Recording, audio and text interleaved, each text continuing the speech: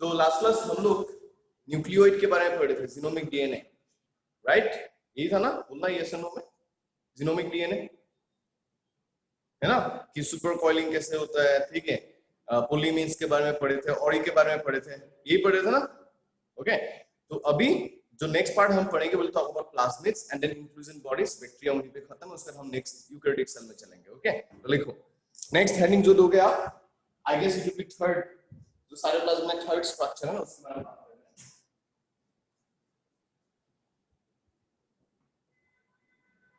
देखो plasmids, already हम लोग दो स्ट्रक्चर पढ़ चुके हैं, राइबोसोम्स पढ़ चुके हैं, न्यूक्लियोइड पढ़ चुके हैं, थर्ड स्ट्रक्चर लिखो प्लाज्मिड्स। अब प्लाज्मिड्स होता क्या है, प्लाज्मिड क्या होता है, एनीबॉडी?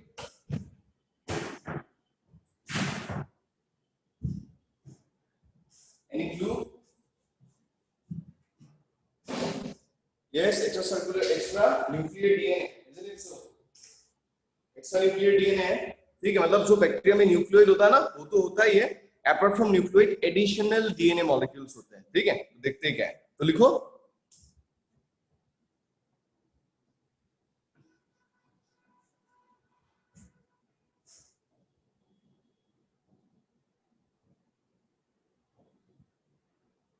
देखो एक्स्ट्रा न्यूक्लियर और एक्स्ट्रा क्रोमोसोमल कैसा डीएनए, लिनियर के सर्कुलर, क्या इट्स लिनियर डीएनए और circular DNA, how is it, linear और सर्कुलर? क्या लिखा हूं मैं, सर्कुलर, राइट? ओके, लिखो इसको फटाफट, एक्स्ट्रा न्यूक्लियर और एक्स्ट्रा क्रोमोसोमल सर्कुलर डीएनए।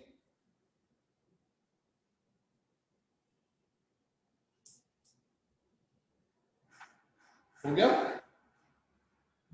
सबने लिख लिया? देन अब कोई भी प्लाज्मिड अगर आप देखते हो, ठीक है, अब नॉर्मली प्लाज्मिड में क्या होता है, एक ऑरी होता ही है, they always have ऑरी for application, ठीक है। तो अगर हम देखते हैं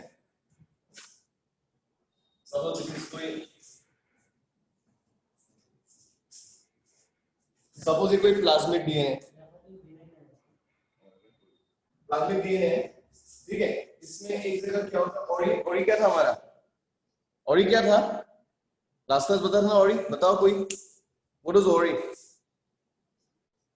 न्यूक्लियोइड में भी था ऑरी, original replication, very good Karan, origin of replication, मतलब जिस पॉइंट से रेप्लिकेशन ओरिजिनल होता है या शुरुआत होता है, स्टार्ट होता है, ओके, तो उसको हम बोलते हैं ओरिजिन ऑफ रेप्लिकेशन, ओके। तो ये जो ओरिजिन ऑफ रेप्लिकेशन कोई भी डीएनए में अगर होगा तो वो डीएनए आराम से रेप्लिकेट कर सकता है किसी सिस्टम के अंदर, किसी सेल के अंदर, तो ऑरी होना बहुत जरूरी है अगर प्लाज्मिड को मल्टीप्लाई करना है। Plasmid normally they multiply very fast and इसलिए उनके पास क्या होगा, ऑरी होगा, so that they can replicate और मल्टीप्लाई वेरी वेरी फास्ट, ठीक है ना। बात ये आता है why plasmids are so much necessary to bacteria, ना ध्यान से देखना,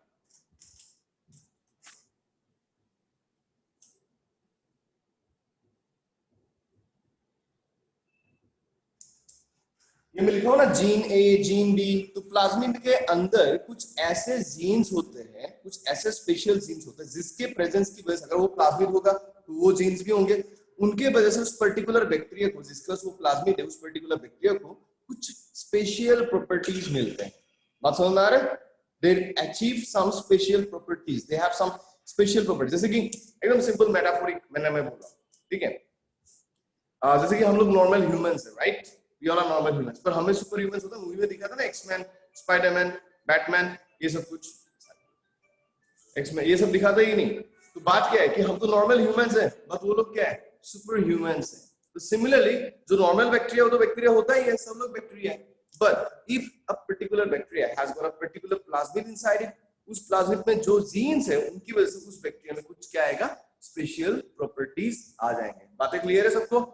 So what plasmid does? Plasmid क्या प्रोवाइड करता है? It confers special properties to a bacteria. बातें समझ में आया सबको? बातें समझ में आया? मैं लिखवा दूंगा, समझ में आया कि नहीं मुझे बताओ पहले, ओके। तो इस डायग्राम को बनाओ फटाफट, पीवीआर 322 पीयूसी 9 ये सब आप पढ़े होंगे इसी साल में, इसको लिखो, बनाओ इसको फटाफट।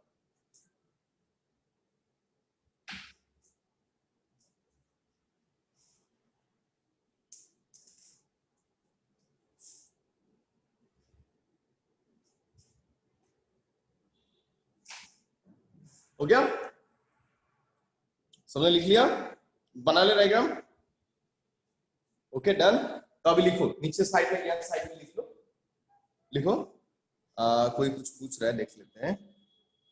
प्रणामी पूछा मतलब सब बैक्टीरिया में प्लाज्मिड, हाँ हाँ बिल्कुल प्रणामी, सब बैक्टीरिया में प्लाज्मिड होना जरूरी नहीं, और प्लाज्मिड के बहुत अलग अलग टाइप है, हम देखेंगे। नेसेसरी नहीं है कि प्लाज्मिड हमेशा प्रेजेंट हो, ठीक है, कुछ बैक्टीरिया में होता है, किसी में नहीं होता, अभी हम देखेंगे कुछ चीज को। ओके प्रणामी। तो लिखो एक लाइन, लिखो plasmids, plasmids contain, plasmids contain, plasmids contain special genes, plasmids contain special genes, special genes, plasmids contain special genes which provide वो जो जीन्स है प्लाज्मिड है उसकी बात कर रहा हूं, which provide special properties, special properties, special properties, special properties to a bacterial cell, special properties to a bacterial cell, special properties to a bacterial cell। बातें क्लियर है? बातें क्लियर है सबको कि प्लाज्मिड में कुछ ऐसे जीन्स होते हैं जो किसी बैक्टीरिया को क्या दे सकता है, कुछ स्पेशल प्रॉपर्टीज दे सकते हैं। ओके वो हम देखेंगे क्या स्पेशल प्रॉपर्टी देते हैं ना। ध्यान से सुनना एक और बात, आप सुने होंगे बायोटेक्नोलॉजी में कि प्लाज्मिड का one of the biggest use क्या है, टीआई प्लाज्मिड आपने पढ़ा होगा, ट्यूमर इंड्यूसिंग प्लाज्मिड पढ़े हो ना, ठीक है, आपने पीवीआर 322 पढ़े होंगे, पीयूसी9 पढ़े होंगे। उन प्लाज्मिड्स की खासियत क्या है? खासियत ये है that these plasmids are used as vectors. Vectors क्या होता है? जो जीन्स को कैरी कर सकता है, vectors to carry out transformation. बात समझ में आ रहा है? उनको वेक्टर की तरह कैरी यूज करते हैं सो दैट कोई एक पर्टिकुलर सेल कोई नया जीन लेके ट्रांसफॉर्म हो जाए। बातें समझ में आ सबको? Have you got a point? Have you got a point? Genetic transformation के लिए जेनेटिक इंजीनियरिंग होता है ना, बायोटेक्नोलॉजी, ठीक है, रिकॉम्बिनेंट डीएनए, तो उसकी बात कर रहा हूं। तो नीचे लिखो और एक लाइन लिखो, plasmids are often used, plasmids are often used, plasmids are often used as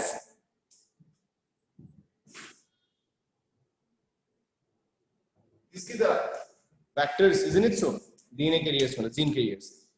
plasmids are often used as vectors, पढ़े हो इस साल आप बायोटेक्नोलॉजी में, बायोटेक्नोलॉजी प्रिंसिपल एंड जो ये आपका चैप्टर था, ठीक है।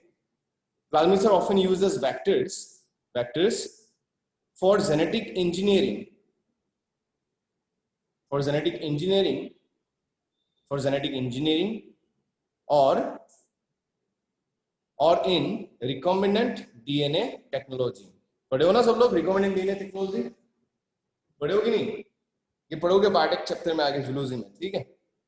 सुनो ना इसके बारे में, स्कूल में भी पढ़े होंगे थोड़ा बहुत, बताओ मेरे को। Did you hear about this word vector? Yes, सब लोगों ने सुना होगा, ठीक है, तो वही चीज मैं बोल रहा हूं। आप देखो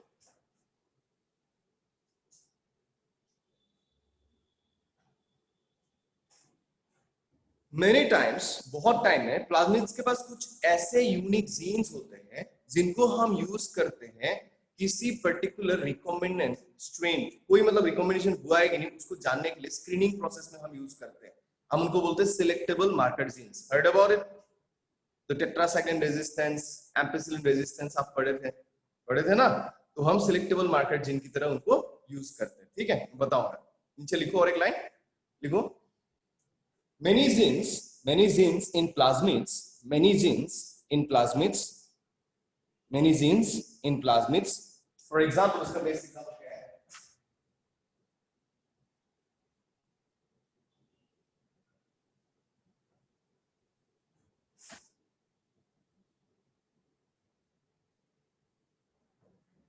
For example, antibiotic resistant genes, देखो, many genes in plasmids, for example, antibiotic resistant genes, या पढ़े होंगे बायोटेक्नोलॉजी चैप्टर में, antibiotic resistant genes are used as किस चीज के लिए यूज करो हम देखते हैं, are used as, देखो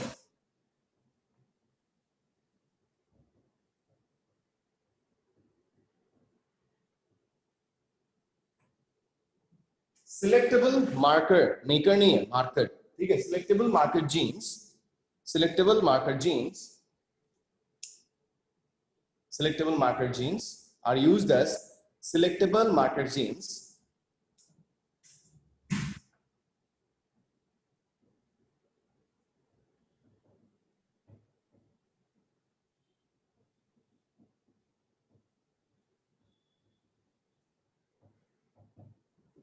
for the screening of genetic recombinants. इसके स्क्रीनिंग के लिए यूज करते हैं for the screening of genetic recombinants.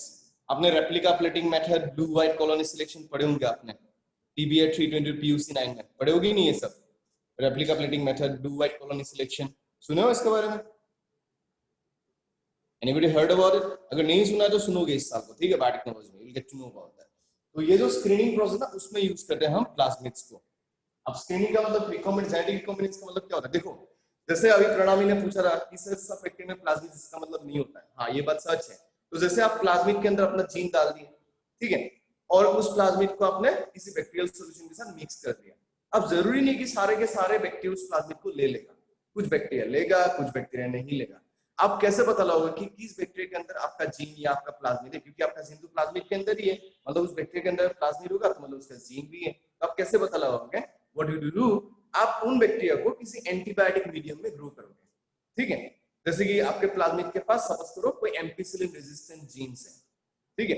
तो मतलब जिन बैक्टीरिया के पास जिन बैक्टीरिया के पास वो जीन होगा, एम्पिसिलिन रेजिस्टेंट जीन होगा, वो प्लाज्मिड होगा, वो बैक्टीरिया कभी भी एम्पिसिलिन से आप नहीं मार सकते. एम्पिसिलिन इज एन एंटीबायोटिक, उससे आप नहीं मार सकते, ठीक है? तो अगर आप ऐसा कोई मीडिया बना दो बैक्टीरिया को, तो क्या ग्रो करने के लिए मीडिया चाहिए, उसमें अपने एम्पिसिलिन ऐड कर दिया और वहां पे उन बैक्टीरिया को ग्रो नहीं दिया, वही सब बैक्टीरिया वहां पे ग्रो होंगे जिनके पास वो प्लाज्मिड होगा, क्योंकि उनके पास एम्पिसिलिन रेजिस्टेंस है. और जिनके पास प्लाज्मिड नहीं होगा वो क्या हो जाएंगे? मर जाएंगे, डिस्कार्ड हो जाएंगे. बात समझ में आया सबको? कैसे करते हैं screening? Have you got it? Have you got it? क्यों बोला हम सिलेक्टेबल मार्कर जीन्स? क्योंकि सिलेक्ट करने के लिए हम उनको मार्कर्स की तरह यूज करते हैं, ठीक है? बातें क्लियर? तो अभी हम देखेंगे टाइप्स ऑफ प्लाज्मिड्स. प्लाज्मिड्स के क्या क्या टाइप है, ठीक है? तो हेडिंग दो टाइप्स ऑफ प्लाज्मिड्स. इसी के अंदर प्लाज्मिड के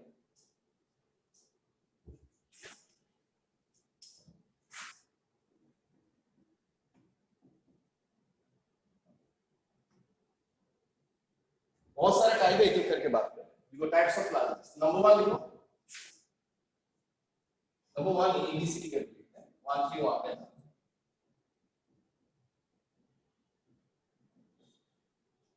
लिखो. F plasmid.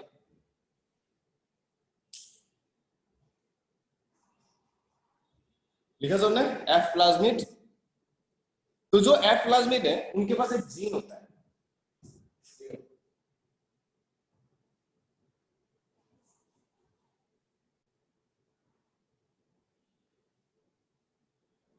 contain F factor. F factor मतलब कोई कुछ और नहीं है, क्या जीन है?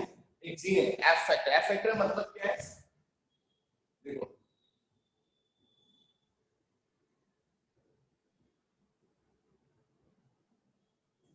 क्या चीज? F का मतलब क्या है? फर्टिलिटी फैक्टर, ठीक है? मतलब F प्लाज्मिड, उसके बाद एक जीन है जिसको बोलते हैं F फैक्टर या क्या? Fertility factor. अब होता क्या है? Let's take a look at. दो बैक्टीरिया हम देखेंगे जिसके एक होगा जिसका F प्लाज्मिड है और एक ऐसा होगा जिसका F प्लाज्मिड नहीं है. देखते क्या डिफरेंस है.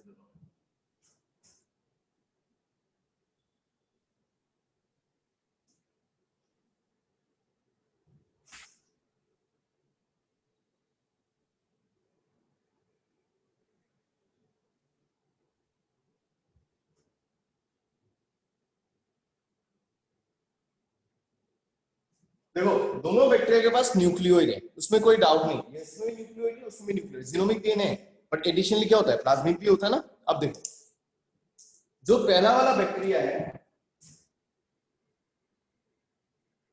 उसमें एफ प्लाज्मिड है, इस वाले में एफ प्लाज्मिड आपको नहीं दिख रहा. इसमें कोई एफ प्लाज्मिड नहीं, उसमें एफ प्लाज्मिड है. अब हम क्या करते हैं? जिसके पास एफ प्लाज्मिड है उसको हम एफ प्लस बैक्टीरिया या मेल मान के चलते हैं. एफ प्लस, जिसका एफ प्लाज्मिड होगा वो एफ प्लस होगा या मेल. ये सिंबल आता है ना मेल फीमेल का सिंबल, ये मेल है, ठीक है? मान लेते हैं. एक्चुअली में ट्रू मेल फीमेल नहीं होता, बट हम मान लेते हैं इसको, ठीक है? अब देखो इसके पास एफ प्लाज्मिड है ही नहीं दूसरे वाले के पास, उसको हम क्या बोलते हैं? एफ माइनस, या मान लेते हैं वो क्या है? फीमेल है, ठीक है, O प्लस, ठीक है, उसको F माइनस या फीमेल मान। अब डिफरेंस कहां पे, ध्यान से देखना, जो फर्टिलिटी फैक्टर है, you know what is so special about fertility factor. देखो एक लाइन बहुत इंपॉर्टेंट,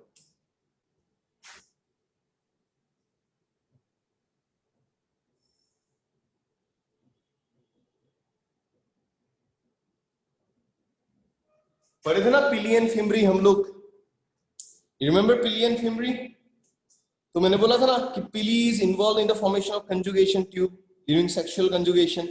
तो देखो पिली कौन बैक्टीरिया बना सकते हैं, सेक्स पिली, जिनके पास क्या है, एफ प्लाज्मिड। तो ये बैक्टीरिया के पास एफ प्लाज्मिड नहीं है, इसको माइनस बोल रहे हैं, तो उसमें डेफिनेटली सेक्स पिली या पिली नहीं होगा। पर this bacteria as it is got F plasmid inside, इसको बोल रहे हैं एफ प्लस बैक्टीरिया। वो क्या बनाएगा अभी देखो,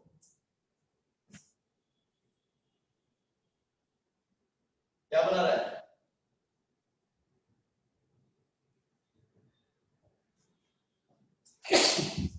सेक्स पिली और सिंपली पिली बना रहा है। ठीक है, देखा सबने। तो बैक्टीरिया में सेक्स डिटर्मिनेशन, बैक्टीरिया में अगर सेक्स डिटर्मिनेशन के बारे में आपको कोई पूछा, कौन सा प्लाज्मिड सेक्स डिटर्मिनेशन करता है, which plasmid determine sex in bacteria, F plasmid. Okay, तो जिनके पास एफ प्लाज्मिड होता है उनको हम मेल मान के चलते हैं, जिनके पास एफ प्लाज्मिड नहीं होता उनको हम फीमेल मान के चलते हैं, इतना सा डिफरेंस है। ठीक है, पर रियलिटी में बैक्टीरिया में मेल फीमेल कुछ नहीं होता है। मतलब जिनके पास एफ प्लाज्मिड होगा, एफ प्लस बैक्टीरिया, उनके पास सेक्स पिली होंगे। ठीक है, और जिनके पास एफ प्लाज्मिड नहीं होगा, मतलब एफ माइनस बैक्टीरिया, उनके पास सेक्स पिली नहीं होगा, इतना सा डिफरेंस है। ठीक है, देखो इसको बनाओ क्विकली, फटाफट बनाओ, टाइम नहीं लगा, खत्म करना है।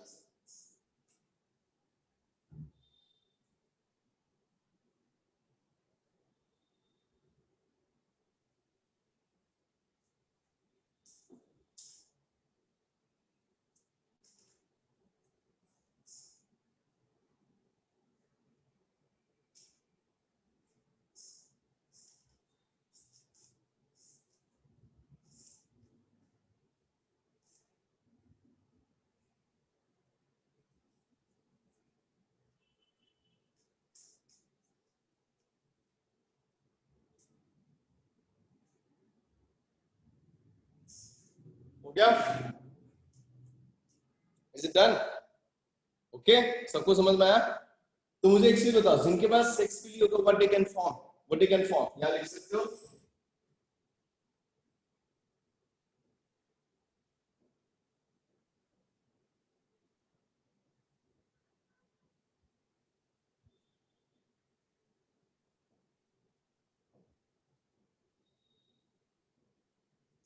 क्या form conjugation tube and perform क्या कंजुगेशन। देखो form conjugation tube and perform conjugation, conjugation perform कर सकता है। ये सब मैं बैक्टीरियल रिप्रोडक्शन में पढ़ाऊंगा, मैं जब किंगडम बायोलॉजी क्लास में आएगा ना, किंगडम मोनेरा, वहां पे दिखाऊंगा मैं, यहाँ पे नहीं, यहाँ पे हम सेल स्ट्रक्चर देख रहे खाली। ठीक है, form conjugation tube and perform conjugation, उसका दम होता है जिनके पास एफ प्लाज्मिड है, जिनका एफ माइनस है, एफ प्लाज्मिड वो लोग नहीं कर सकते, कंजुगेशन ट्यूब बना ही नहीं सकते। तो एग्जाम में अगर पूछा which of the following bacteria can form the conjugation tube, F plus or F minus, आपका आंसर क्या है, कौन बना सकता है conjugation tube, F plus की F minus, who can make the conjugation tube, F plus or F minus, F plus। Okay, सबको clear है अभी कहानी, कहानी क्लियर है, F प्लस वाला कहानी, you're good at it, समझ में आया सबको? एनी डाउट, कुछ अगर डाउट है तो पूछ सकते हो मेरे को, डाउट है तो पूछ लो। बैक्टीरिया में सेक्स डिटर्मिनेशन एफ प्लाज्मिड करते हैं, ठीक है, ये ध्यान रखना है। ओके, आगे चलते हैं फिर, अगर डाउट नहीं। ओके,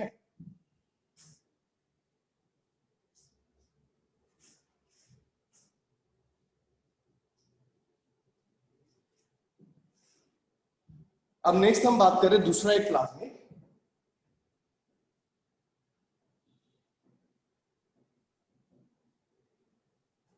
क्या नाम है उसका, आर प्लाज्मिड। क्या मतलब, क्या रहता है,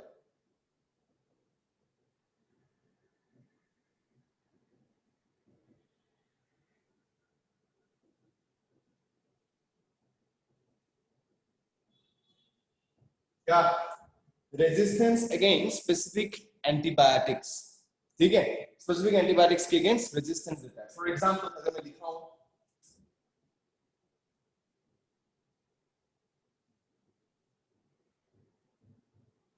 यार इसके बारे में पीवीआर 322 प्लाज्मिड बोलिवियन रॉड्रिगेज पढ़े हो कि नहीं? इसके बारे में पढ़े हो ना? इसके बारे में पीवीआर 322 बायोटेक में, ठीक है। देखो वही मैं बता रहा हूं कैसा होता है पीवीआर 322। एक तो और ही है उसके पास ओरिजिन ऑफ एप्लीकेशन है, एंड उसके पास दो जीन है, एक है एम्पिसिलिन रेजिस्टेंट जीन और एक है टेट्रासाइक्लिन रेजिस्टेंट जीन। तो इस वाले प्लाज्मिड को आप क्या बोलोगे? पीवीआर 322 को this is what, it's an R plasmid, मतलब क्योंकि वो एम्पिसिलिन एंड टेट्रासाइक्लिन के अगेंस्ट क्या रहता है? रेजिस्टेंस देता है। बातें क्लियर सबको? बातें क्लियर है? ऑलरेडी आप देखे हो इसको, बातें क्लियर है कि नहीं? बोलो यस और नो में। Is it clear to you? Priya कहां पे डाउट हो गया मुझे बताओ। प्रिया, प्रिया बताओ, where did you have the doubt? प्रिया एक बार बोलना मेरे को। अच्छा रिपीट करो। तो सिंपल सा चीज है, जो आर प्लाज्मिड है उनके पास कुछ ऐसे जीन्स होते हैं जो जीन्स एंटीबायोटिक के अगेंस्ट रेजिस्टेंस देता है, कुछ स्पेसिफिक एंटीबायोटिक्स, रैंडम एंटीबायोटिक्स नहीं, टारगेटेड एंटीबायोटिक्स।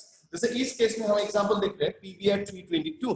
अब पीवीआर 322 का अगर स्ट्रक्चर देखते हो बायोटेक में पढ़े भी होंगे, ठीक है। अब नॉर्मल प्लाज्मिड ऑरी तो होगा ही, अपार्ट फ्रॉम ऑरी उसमें कुछ स्पेशल जीन्स क्या है? एक जीन है ampicillin resistant gene, ampicillin R मतलब एम्पिसिलिन रेजिस्टेंट जीन, और एक है टीईटी मतलब टेट्रासाइक्लिन रेजिस्टेंट जीन। मतलब ये जीन होने की वजह से ये जो पीवीआर 322 प्लाज्मिड है, it can provide a resistance against both ampicillin and tetracycline in the same time. मतलब अगर आप कोई ऐसा बैक्टीरिया है जिसके अंदर ये प्लाज्मिड है पीवीआर 322, उसको अगर आप एम्पिसिलिन या टेट्रासाइक्लिन देके मारने की कोशिश कर रहे हो, ठीक है, you can not kill them, आप उसको नहीं मार पाओगे। क्यों? क्योंकि वो एम्पिसिलिन के अगेंस्ट भी रेजिस्टेंस दे रहा है एंड टेट्रासाइक्लिन के अगेंस्ट भी रेजिस्टेंस प्रोवाइड कर रहा है। अभी क्लियर है Priya? Priya is it clear to you? Priya have you got it? Okay चलो इसको बनाओ सब लोग, और एक छोटा सा चीज मैं लिखवा दूंगा, इसको बना लो क्विकली। Are you done? सबने बना लिया? ओके सर ये दोनों जीन्स सिर्फ प्लाज्मिड, हाँ हाँ ये प्लाज्मिड में ही होता है, ये जीन्स न्यूक्लियोइड डीएनए में नहीं होता। मोस्टली एंटीबायोटिक रेजिस्टेंट जीन जो होता है ना वो प्लाज्मिड में होता है, ठीक है। एंटीबायोटिक रेजिस्टेंट जीन प्लाज्मिड में ही होता है, वो न्यूक्लियोइड में नॉर्मली नहीं होता रोहन, ठीक है। ओके कुछ और डाउट किसी को? चलो एक लाइन लिख लो।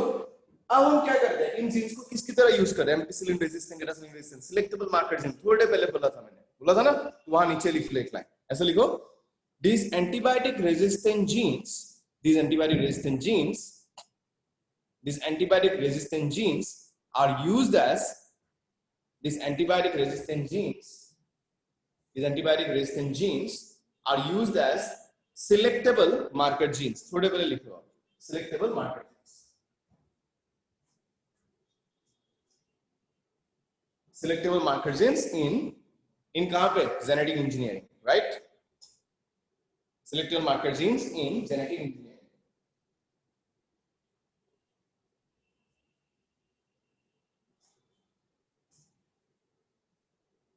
हो गया? अब देखो नेक्स्ट,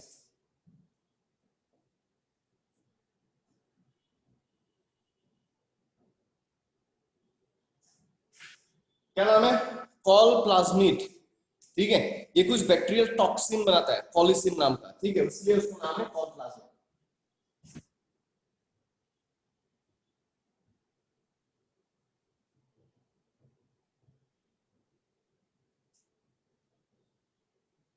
वो हमको हार्म कर सकता है, प्रोड्यूस कॉलिसिन टॉक्सिन, इसलिए उसको कॉल प्लाज्मिड बोलते हैं। लिखो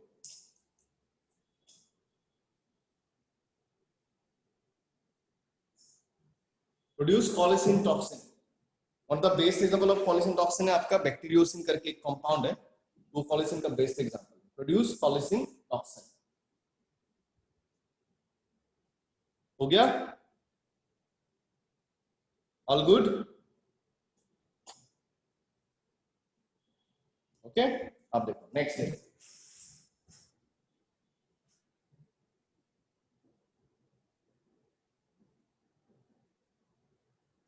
इसके बारे में सुने होंगे ना, टीआई प्लाज्मिड सुने होगी नहीं, टीआई प्लाज्मिड इसी साल को सुने, एग्रोबैक्टीरियम ट्यूमिफेसिएंस याद है? Yes no, agrobacterium tumefaciens tumour inducing plasmid सुने हो ना, इसके बारे में बात कर रहे हैं।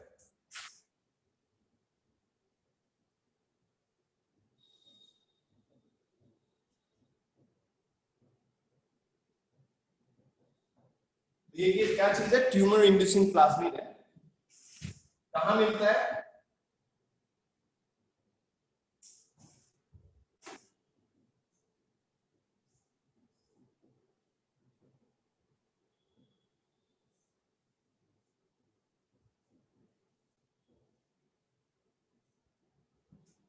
एग्रोबैक्टीरियम ट्यूमिफेसिएंस मिलता है, कि ग्राम नेगेटिव सॉइल बैक्टीरिया है।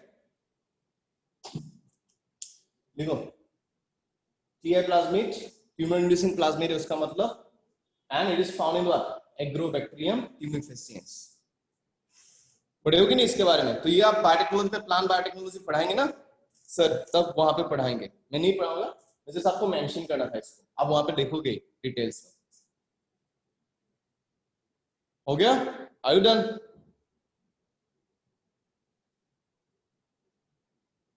समझ में? ये सुनो, आप ऑलरेडी पढ़े हो, ठीक है, उस बायोटेक में आपको पढ़ाया जाएगा, डोंट वरी, ठीक है। जैसे आपको ये जानना है कि जो टीआई प्लाज्मिड है वो जिस होस्ट या प्लांट रूट को अटैक करता है ना, उस प्लांट रूट में क्या बन सकता है? ट्यूमर, प्लांट का कैंसर, पढ़े हो ना, क्राउन गल डिजीज प्लांट में होता है, ठीक है। और वो कौन से वाला बैक्टीरिया कर सकता है? एग्रोबैक्टीरियम ट्यूमिफेसिएंस। क्यों? क्योंकि उसी के पास टीआई प्लाज्मिड नॉर्मली होता है।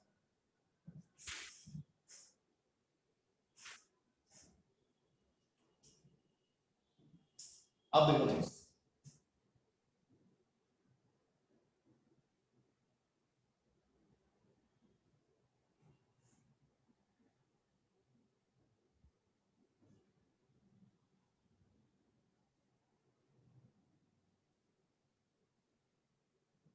देखो मेटाबॉलिक और डिग्रेडेटिव प्लाज्मिड, मेटाबॉलिक और डिग्रेडेटिव प्लाज्मिड क्या चीजें बताता हूं, लिख लो।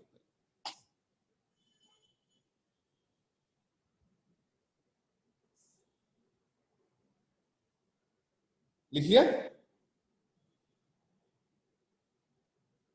समझ लिख लिया? Metabolic and degradative plasmid. अब देखो नाम से पता लग रहा है कुछ स्पेशल मेटाबॉलिक रिएक्शंस कर सकता है, या कुछ स्पेशल कंपाउंड को डिग्रेड कर सकता है। नॉर्मली कोई वो वैसा कंपाउंड, नॉर्मली कोई बायोलॉजिकल ऑर्गेनिज्म उसको डिग्रेड नहीं करता, पर अगर उसका वैसा प्लाज्मिड होगा, it can definitely degrade that. तो लिखो वहां पे मेटाबॉलिक और डिग्रेडेटिव प्लाज्मिड में लिखो, वहां पे लिखो एक लाइन ऐसे लिखो, देखो can perform can perform specific metabolic reactions, can perform specific metabolic reactions. For example मैं बता रहा हूं, for example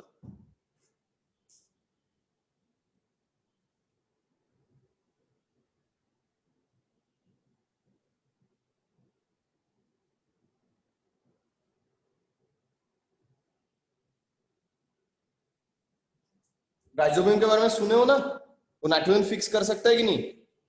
बोलो, राइजोबियम कर सकता है नाइट्रोजन फिक्स। वो जो राइजोबियम नाइट्रोजन फिक्स कर सकता है ना, बिकॉज उसका एक यूनिक प्लाज्मिड है जो मेटाबॉलिक प्लाज्मिड है, ठीक है, इसलिए वो कर सकता है। This is the reason. ठीक है, वो एग्जांपल है। For example biological nitrogen fixation in rhizobium, ये मेटाबॉलिक के लिए बोला है। तो राइजोबियम उस प्लाज्मिड के बिना फिक्स नहीं कर सकता नाइट्रोजन, वो प्लाज्मिड होना पड़ेगा उसके पास, तभी कर सकता है।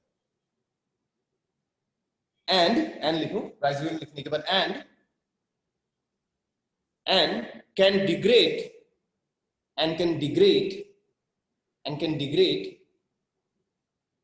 and can degrade and can degrade special and can degrade special compounds and can degrade special compounds and can degrade special compounds। उसका एग्जांपल बता रहा हूं।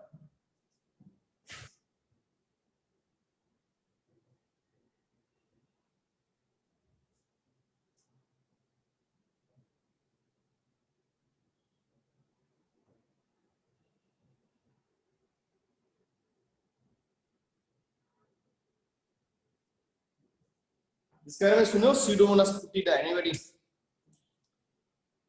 नॉन बायोडिग्रेडेबल कंपाउंड सुनो ना, नॉन बायोडिग्रेडेबल कंपाउंड्स होते हैं, तो एक बैक्टीरिया है सीरोमोनास पुटिडा, उसके पास एक बहुत यूनिक सा प्लाज्मिड है जिसकी वजह से वो नॉन बायोडिग्रेडेबल कंपाउंड्स को भी डिग्रेड कर सकता है, ठीक है। उसको एक इंडियन साइंटिस्ट जो यूएस बेस्ड साइंटिस्ट है, समवन चैटर्जी और भट्टाचार्य, मुझे नाम याद नहीं है, उन्होंने उसको जेनेटिकली इंजीनियर किया था so that it can decompose even more compounds, ठीक है।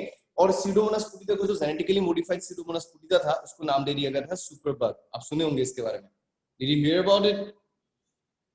सुनो इसके बारे में, सुने हो सब लोग? ठीक है, तो बस नहीं सुने तो आगे बायोटेक में सुनोगे, बट ये पता होना चाहिए कि सीडोमोनास पुटिडा खुद के दम पे बहुत सारे नॉन बायोडिग्रेडेबल कंपाउंड को डिग्रेड कर सकता है। एंड जब नॉन बायोडिग्रेडेबल कंपाउंड को डिग्रेड, प्लास्टिक नहीं खाता प्रभा, वो जाइलिन टोलुइन को ब्रेक करता है, ठीक है।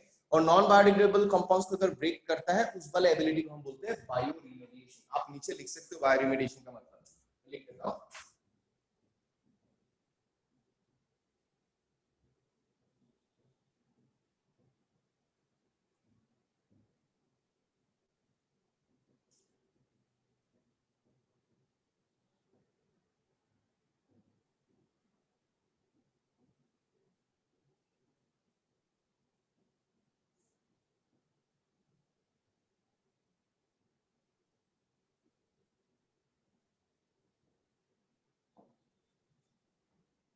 कोई अगर ऐसा कोई ऑर्गेनिज्म है जो नॉन बायोडिग्रेडेबल कंपाउंड्स को भी डिग्रेड कर सकते हैं ना, उसको हम बोलते हैं बायोरिमेडिएशन। इसको बॉक्स में डालना है, ये आपका एडिशनल नॉलेज है एनवायरमेंटल बायोलॉजी का। तो सीडोमोनास पुटिडा ऐसा कर सकता है, ठीक है। सो आई होप प्लाज्मिड सबको समझ में आया। Is there any doubt anybody? कुछ क्वेश्चंस प्लाज्मिड से related? You have any doubt? चलो मैं अनम्यूट करने का मौका दे रहा हूं। Okay, if you have any doubt you can ask your questions. चलो पूछ लो। Hello sir. बोलो सर, यूकेरियोट में प्लाज्मिड नहीं होता है क्या? यूकेरियोट्स में नॉर्मली प्लाज्मिड नहीं होता एक्सेप्ट इन ईस्ट। ईस्ट में कभी-कभार east integrative plasmid, east replicative plasmid, ऐसे एक दो प्लाज्मिड होता है, पर नॉर्मली यूकेरियोटिक सेल्स में प्लाज्मिड नहीं होता। ओके, वो सिर्फ प्रोकैरियोटिक सेल का प्रॉपर्टी। एक्स्ट्रा क्रोमोसोमल डीएनए होता है हमारे पास, पर वो प्लाज्मिड नहीं होता। माइटोकॉन्ड्रिया में होता है, प्लास्टिड में होता है, ठीक है, पर वो प्लाज्मिड नहीं होता। ओके, कुछ और क्वेश्चन किसी को पूछ लो, if you any doubt. Sir sir sir ये जो अपने कॉल प्लाज्मिड लिखा, सर ये कॉल प्लाज्मिड सर क्या मींस, किसके लिए सर मींस फंक्शन करते हैं ये जो होस्ट होता है ना, होस्ट को टॉक्सिन देके मारने की कोशिश कर, होस्ट सेल्स को डैमेज करता है, टॉक्सिन प्रोड्यूस करता है। जो होस्ट सेल का मेटाबॉलिज्म है ना, वो प्रॉब्लम में आ जाएगा बिकॉज ऑफ द टॉक्सिन, ठीक है। पैरासाइटिक या जो इन्फेक्शियस बैक्टीरिया होता है वो लोग करते हैं ऐसा। हाँ सर, ठीक है। कुछ और किसी को कुछ पूछना है? Anybody any other question? नहीं तो हम लास्ट पार्ट में जा रहे हैं, प्रोकैरियोटिक सेल का लास्ट पार्ट, ठीक है। We are going to the last part of prokaryotic cells, we are wrapping it up today. Okay, मैं फिर आप लोगों को म्यूट कर रहा हूं, okay, and we will discuss the next topic जिसको हम बोलेंगे क्या, inclusion bodies. Remember inclusion bodies? बताओ मेरे, if you remember all of inclusion bodies.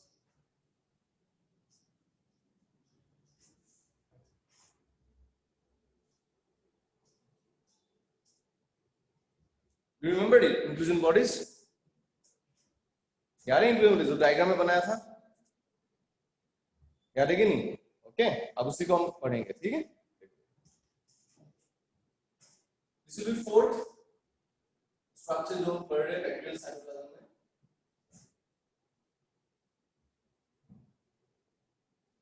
What are inclusion bodies? Inclusion bodies के मेम्ब्रेन हो सकता है उसमें? Can they have membrane? Bacteria पास मेम्ब्रेन ऑर्गेनेली होता है? जी बताओ। No, right? Yes, granular structure correct, बिल्कुल सही। They are membraneless granular structure, जो बेसिकली क्या होता है, फूड ग्रेन्यूल्स, ये रिजर्व ग्रेन्यूल्स होते हैं, ठीक है। तो लिख लो क्या चीज है,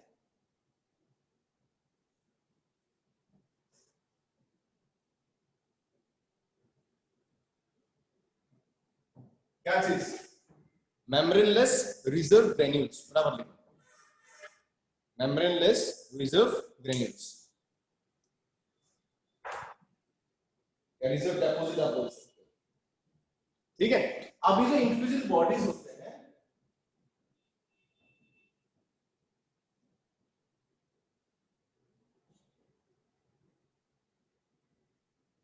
there of two type basically, हम दो कैटेगरी में डिवाइड करेंगे, ब्रॉड कैटेगरी, सो दैट हमारे लिए पढ़ना आसान हो।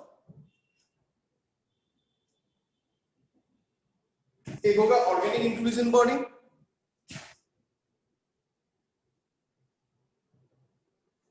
और एक होगा इनऑर्गेनिक इंक्लूजन बॉडी। फटाफट लिखो, एक ऑर्गेनिक इंक्लूजन बॉडी और एक होगा इनऑर्गेनिक इंक्लूजन बॉडी। फटाफट लिखो।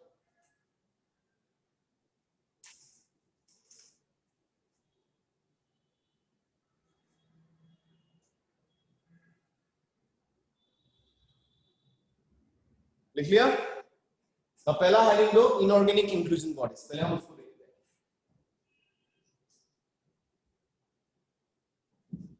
पहला हेडिंग दो इनऑर्गेनिक इंक्लूजन बॉडीज।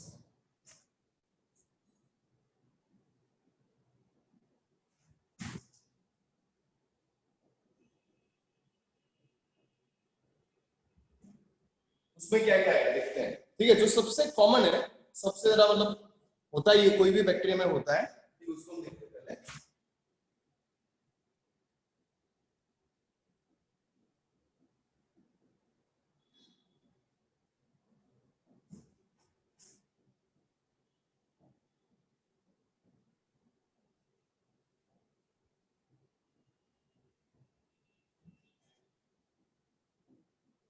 देखो फटाफट, मेटाक्रोमेटिक ऑब्लिक वोल्यूटिन ऑब्लिक पॉलीफॉस्फेट ग्रेन्यूल्स, अब लिखो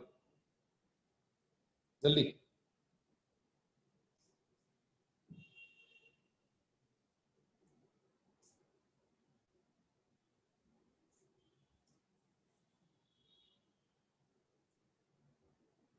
हो गया? अभी क्या चीज, नाम पे ही पता लग रहा है, पॉलीफॉस्फेट मतलब बहुत सारा फॉस्फेट है उसके पास। क्या चीज है वो?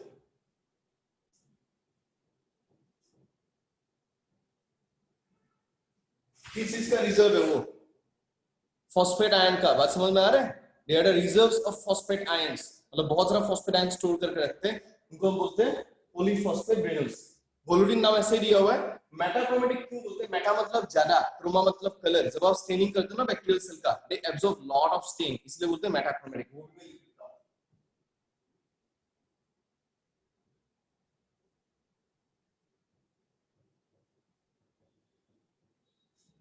जब आप स्टेनिंग करते हो तो स्टेन बहुत ज्यादा ले लेता है, डीपली स्टेन, ठीक है, इसलिए उसको मेटाक्रोमेटिक भी बोलते हैं। एंड क्या करते हैं, इसका जॉब क्या है?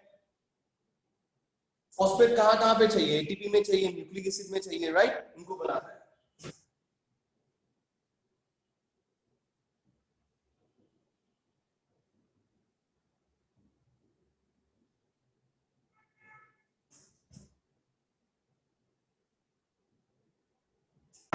मतलब एटीपी न्यूक्लियोटाइड बनने के लिए जो फॉस्फेट की जरूरत है ना, वो उसको सप्लाई करता है। इसे लिखो health in ATP nucleotide synthesis. जो फॉस्फेट होता है ना, उसका रिजर्व फॉस्फेट का रिजर्व। बैक्टीरिया के अंदर फॉस्फेट का सोर्स क्या है? अगर कोई पूछे तो आपका आंसर है it's an inclusion body, inorganic inclusion body, जिसका नाम है मेटाक्रोमेटिक और वोल्यूटिन और पॉलीफॉस्फेट ग्रेन्यूल्स। बराबर?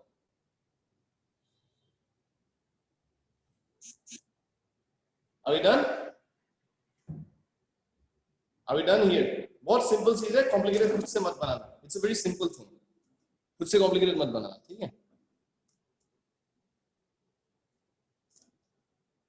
अब देखते हैं नेक्स्ट। नेक्स्ट क्या आता है, लेट्स सी।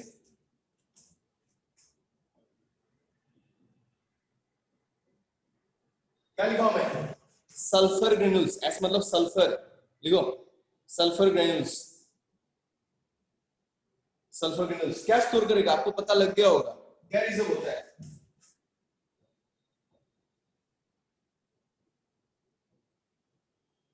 क्या रिजर्व होता है? सल्फर। इसका सल्फर रिजर्व। FUR भी करेक्ट है। FUR यूएस इंग्लिश है, PHUR लिखते तो यूके इंग्लिश है, कंफ्यूज नहीं होना, सल्फर ही है। आप अगर SUL PHUR लिख रहे हो ब्रिटिश इंग्लिश लिख रहे हो, SUL FUR लिख रहे हो वो यूएस इंग्लिश है, डिफरेंस इतना है और कुछ नहीं, दोनों ही करेक्ट है, ठीक है। वो सल्फर रिजर्व है। एग्जांपल लिखते हैं,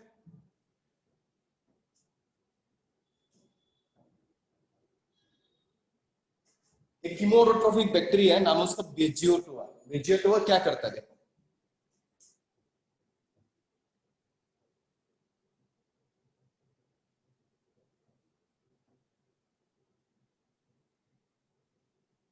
देखो what वेजिएटोवा is doing, it uses hydrogen sulfide as the electron source. Normal जो ऑर्गेनिज्म होता है किसको, वाटर को इलेक्ट्रॉन सोर्स की तरह यूज करता है, मतलब क्या, कार्बोहाइड्रेट सिंथेसिस करने के लिए।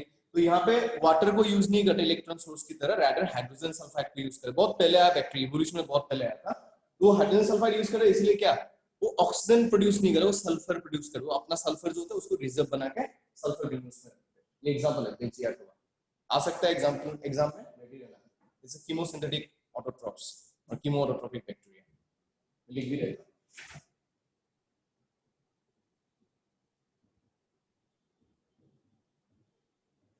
कीमोऑटोट्रॉप्स क्या है, फोटोट्रॉप्स क्या है, सारा कुछ मैं बात करूंगा माइक्रोबियल मेटाबॉलिज्म जब पढ़ाऊंगा किंगडम मोरेना में, तब वहां पे दिखाऊंगा।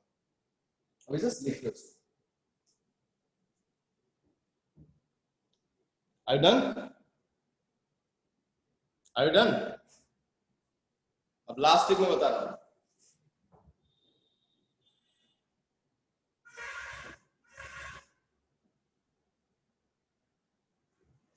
क्या लिखा मैं, मैग्नेटोजोम। मैग्नेटोजोम, मैग्नेट होता है उनके अंदर।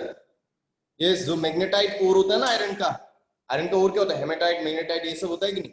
जो मैग्नेटाइट ओर होता है आयरन का, डिस्टोर्ड एट ओर इनसाइड, मतलब अपने अंदर आयरन रिजर्व होता है उनके पास, मैग्नेटाइट, ठीक है। And because of that magnetite they can always Orient themselves along arts magnetic field, art के मैग्नेटिक फील्ड के साथ खुद को अलाइन कर सकते हैं। ये कुछ दिन पहले डिस्कवरी चैनल की सोनी बीबीसी आर्ट में दिखा रहे थे कि एमपी में कोई एक लेक है बहुत बड़ा, मध्य प्रदेश में, तो वो बना है बहुत बड़ा एस्टेरॉइड स्ट्राइक से बना है, क्रैटर से बना है। तो वो लेक है, तो उस लेक में ऐसे वाले बैक्टीरिया खूब मिलते हैं, मैग्नेटोबैक्टीरियम बोल के, वो से बैक्टीरिया खूब मिलते हैं जिनके पास ये मैग्नेटोजोम होता है। लिखो मैग्नेटोजोम में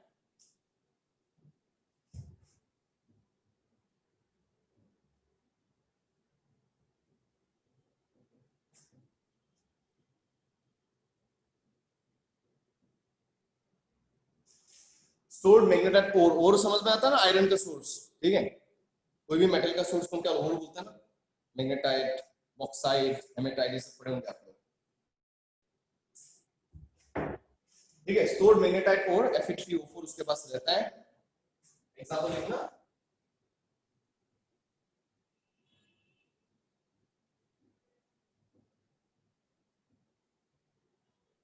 मैग्नेटोबैक्टीरियम इंडिया में मिलता है, एमपी में उस लेक में मिलता है।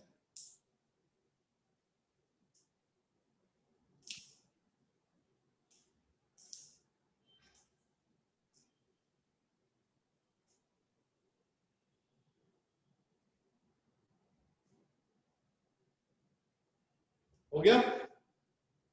Are you done? So these are the inorganic influencing bodies we have in bacteria, ठीक है। So I hope ये समझ में आया सबको, ठीक है। अभी हम जा रहे हैं ऑर्गेनिक इंक्लूजन बॉडीज में, तो हेडिंग दो।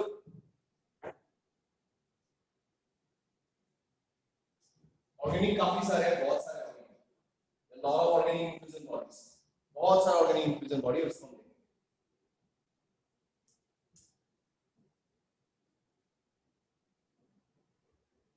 तो पहला जो हम यहाँ पे बात कर रहे हैं, ठीक है, ध्यान से देखिए।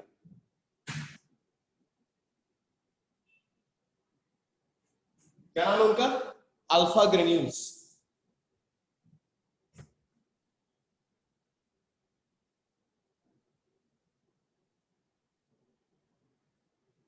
साइनोफाइसिन ग्रेन्यूल मत लिखना, उसको हम बाद में आएंगे, जस्ट अल्फा ग्रेन्यूल लिख दो, अल्फा ग्रेन्यूल।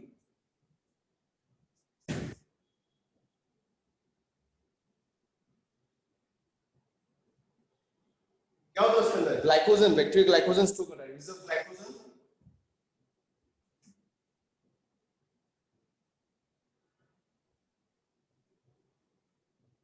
और क्या, साइनोफाइसी, साइनोबैक्टीरिया स्टार्च बनाता है कि नहीं, वो साइनोफाइसिन स्टार्च उसके अंदर होता है, बराबर।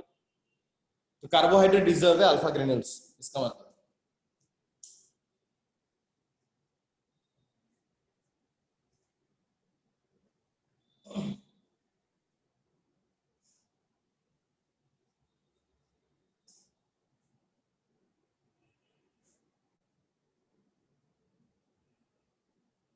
हो गया?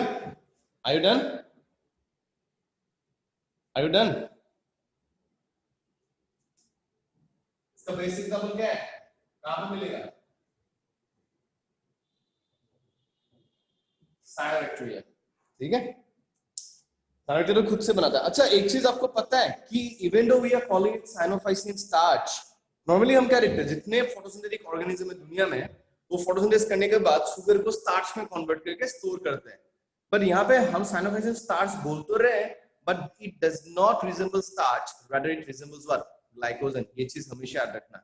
नीचे स्टामा देके लिख सकते हो, नीचे कहीं पे स्टामा देके लिखो, इसके नीचे देखो cyanophycin starch, cyanophycin starch, cyanophycin starch is more similar, cyanophycin starch is more similar, cyanophycin starch is more similar to glycogen,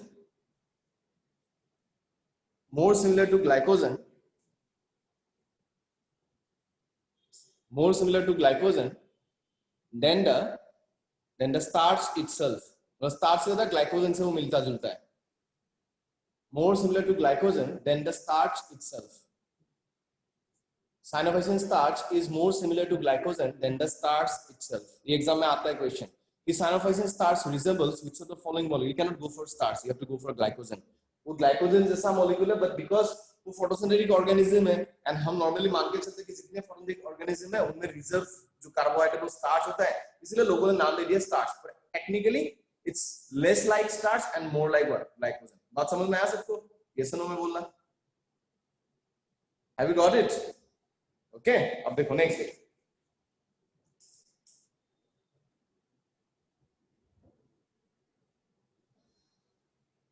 क्या लिखा हुआ है? बीटा ग्रेन्यूल्स, और इसको हम बोलते हैं लिपिड ड्रॉपलेट। सब बैक्टीरिया में ही होता है। क्या स्टोर करता है? नाम से पता लग रहा है, lipid. It stores of lipids, oil droplets होते हैं वैसे बीटा ग्रेन्यूल्स और लिपिड ड्रॉपलेट्स। इसका बेस्ट एग्जांपल आपका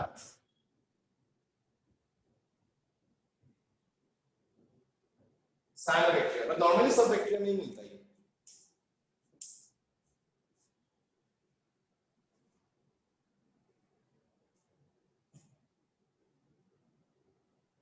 हो गया सबका? Are you done? यहां तक क्लियर है सबको? यार क्लियर है? ओके, और एक दिखा देते हैं।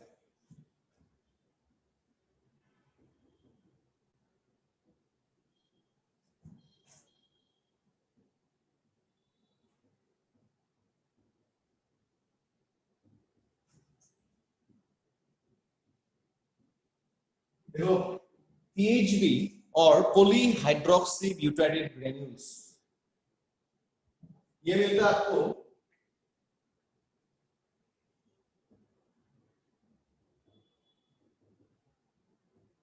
पर्पल सल्फर बैक्टीरिया में मिलता है। पॉलीहाइड्रोक्सी ब्यूटाइड ग्रेन्यूल्स, पता है पॉलीहाइड्रोक्सी ब्यूटाइड क्या है? Future of plastic, biodegradable plastic सुने हो आप लोग? Heard about biodegradable plastic? अब नॉर्मली हम प्लास्टिक क्या करते हैं? जमीन में फेंक देते हैं। प्लास्टिक तो सॉइल पोल्यूशन करता है, डिकम्पोज नहीं होता। पर अगर आपने प्लास्टिक पॉलीहाइड्रोक्सी ब्यूटाइड से बनाया है तो वो प्लास्टिक सॉइल में आसानी से डिकम्पोज हो सकता है, तो हम उसको बोलते हैं biodegradable plastic. And polyhydroxy butyrate is the source of it. नीचे लिख सकते हो स्टामा देके, इसके नीचे एग्जांपल लिख लो, purple sulphur bacteria, purple sulphur bacteria लिख लो, एंड नीचे स्टामा देके लिख लो। देखो PHB is the source of biodegradable plastics.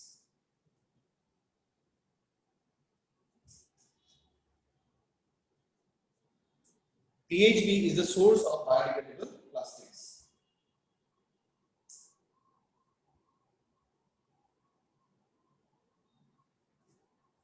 PHB is the source of biodegradable plastics. हो गया यहाँ तक? 3 मैंने बता दिया आपको, अल्फा, बीटा एंड PHB। ठीक है, 3 और भी है, मैं आ रहा हूँ।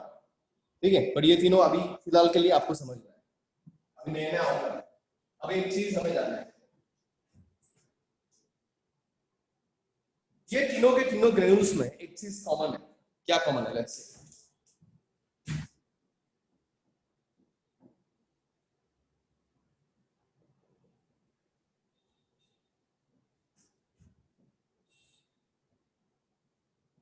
जो alpha beta and PHB granules है, तीनों के तीनों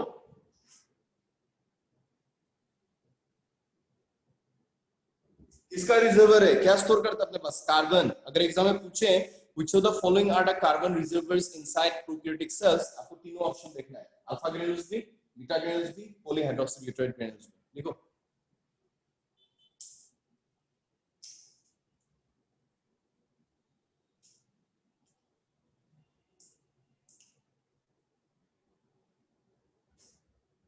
हो गया, लिख लिया, इसको बॉक्स में डाल दो।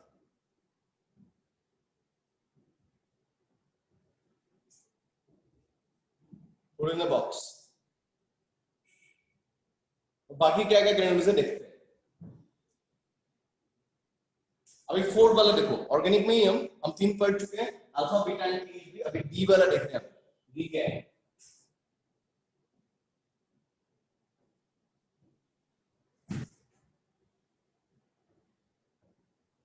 देखो बहुत लोग गलती ये करते हैं कि alpha granules and cyanophycin granules same मान लेते हैं, वो कभी भी सेम नहीं है। साइनोफाइसिन ग्रेन्यूल्स अलग चीज है, अल्फा ग्रेन्यूल्स अलग चीज है, ठीक है, ये हमेशा ध्यान रखना। क्यों? क्योंकि अल्फा ग्रेन्यूल क्या स्टोर करता है? अभी तो देखा हमने कार्बन रिजर्वर, क्या स्टोर करता है? कार्बोहाइड्रेट, ग्लाइकोजन को। ये ग्लाइकोजन स्टोर नहीं करता, ये क्या स्टोर करता है?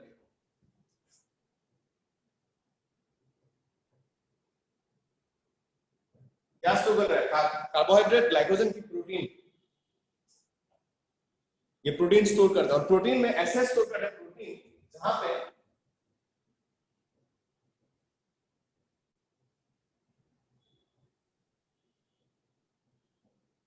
जो arginine amino acid and aspartate जो एमिनो एसिड, उन दोनों का रेशियो हमेशा इक्वल में मेंटेन करता है। मतलब आर्जिनिन एंड एस्पार्टेट का रेशियो हमेशा 1:1 होगा। ऐसे वो प्रोटीन, ऐसा प्रोटीन स्टोर करते हैं जहां पे बेसिक आर्जिनिन क्या है? बेसिक एमिनो एसिड, एस्पार्टेट क्या? Acidic amino acid. मतलब basic and acidic amino acid का रेशियो इक्वली वो मेंटेन करता है, ठीक है। देखो एंड इसका बेस्ट एग्जांपल नाम से पता लग रहा होगा, कहां पे है? साइनोबैक्टीरिया।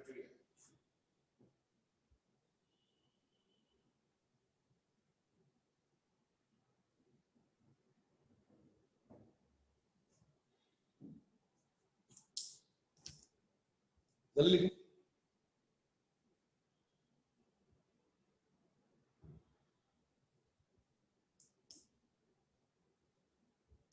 हो गया?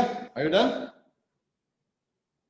Are you done with this one? Sainophysin granules समझ में आया कि नहीं? Sainophysin granules and alpha granules are not similar, they are different. Be careful, ये ध्यान रखना, वो कभी भी सिमिलर नहीं होता, एक दूसरे से अलग अलग होता है, लोग गलती करते हैं, ठीक है। ज्योतिषमान क्या पूछ रहे हो? इन प्रो, ये सारे प्रोकैरियोट्स ही पढ़ रहे हैं, यूकैरियोट्स हम पढ़े नहीं, यूकैरियोट्स अभी आया नहीं, हम खाली प्रोकैरियोट्स ही देख रहे हैं। अभी देखो लास्ट वाला देखते हैं।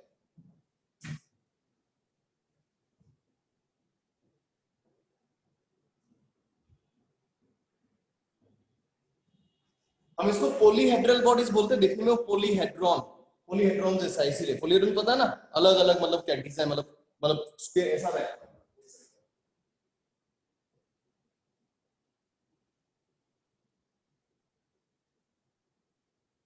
इस टाइप का डिजाइन है, इसलिए उसको पॉलीहेड्रॉन बोलते हैं, ठीक है। तो पॉलीहेड्रल बॉडीज बोलते हैं उनको हम, या और एक नाम है बहुत ही इंपॉर्टेंट,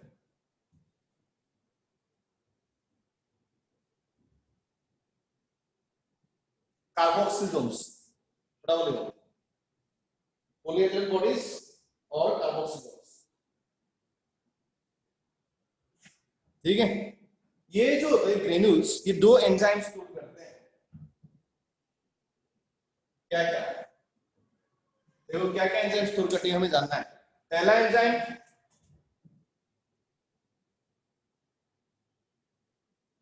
सुने होंगे इसके बारे में, रूबिस्को। जैसे मैंने लिखा है ऐसे लिखना, capital R small U, capital R small U, capital B small I small S, capital C capital O, ऐसे ही लिखते हो, पटांग मत लिखना। रूबिस्को एक, एंड दूसरा क्या? दूसरा क्या एंजाइम? देखो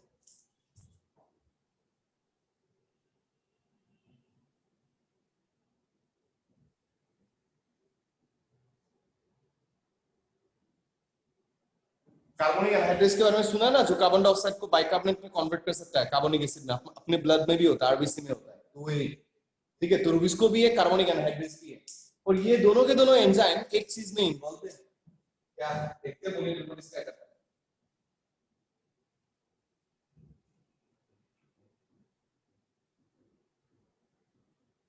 क्या पढ़े हो ना केल्विन साइकिल और सिट्री साइकिल, फोटोसिंथेसिस, डार्क रिएक्शन, वो परफॉर्म करता है पोलीहेड्रल बॉडी। बैक्टीरिया में अगर कोई पूछे इन बैक्टीरियल साइटोप्लाज्म कहां पे डार्क रिएक्शन चलता है, केल्विन साइकिल चलता है, आपका सीधा आंसर क्या है, पोलीहेड्रल बॉडीज और कार्बोक्सिल्स। और ये कैसे बैक्टीरिया में मिलेगा, जो फोटोसिंथेटिक बैक्टीरिया होंगे।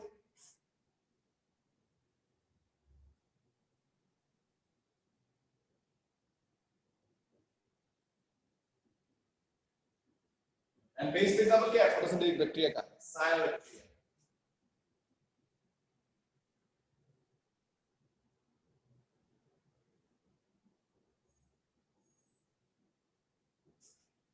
देखो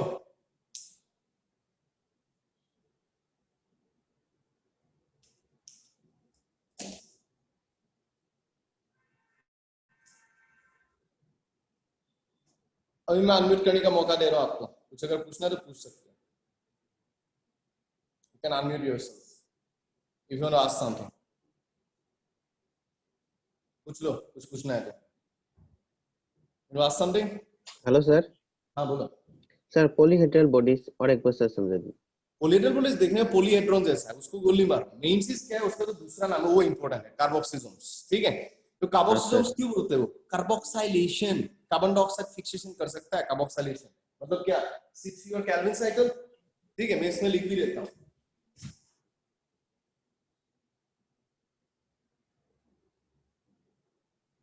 कार्बन डाइऑक्साइड फिक्सेशन कब होता है, फोटोसिंथेसिस में, डार्क रिएक्शन में, तो ही करता है। और उसको करने के लिए क्या क्या एंजाइम चाहिए, एक तो कार्बन डाइऑक्साइड को पानी में सोल्यूबलाइज करना पड़ेगा, उसके लिए आपको चाहिए कार्बोनिक एनहाइड्रेस। दूसरा चीज, कार्बन डाइऑक्साइड फिक्स करने के लिए आप तो पढ़ी हो रुबिस्को के बारे में, दुनिया में सबसे ज्यादा कौन सा एंजाइम मिलता है, रुबिस्को।